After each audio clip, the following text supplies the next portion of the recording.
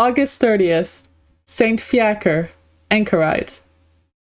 Saint Fiaker was nobly born in Ireland and had his education under the care of a bishop of eminent sanctity, who was, according to some, Conan, Bishop of Sodor, or the Western Islands.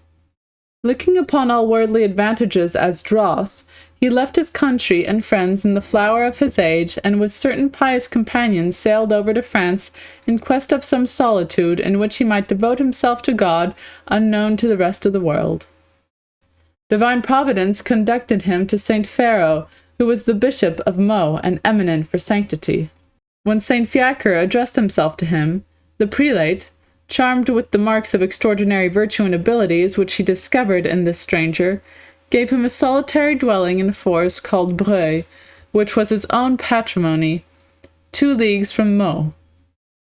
In this place the holy Anchorite cleared the ground of trees and briars, made himself a cell with a small garden, and built an oratory in honor of the Blessed Virgin, in which he spent great part of the days and nights in devout prayer.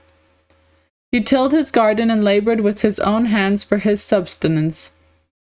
The life he led was most austere, and only necessity or charity ever interrupted his exercises of prayer and heavenly contemplation.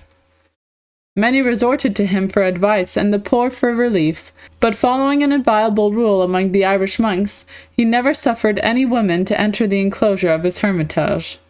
St. Kilian, or Kilian, an Irishman of high birth, on his return from Rome, visited St. Fiaker, who was his kinsman, and having passed some time under his discipline, was directed by his advice, with the authority of the bishops, to preach in that and the neighboring dioceses.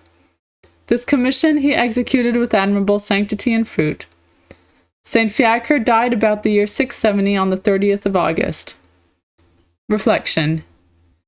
Ye who love indolence, ponder well these words of St. Paul. If any man will not work, neither let him eat.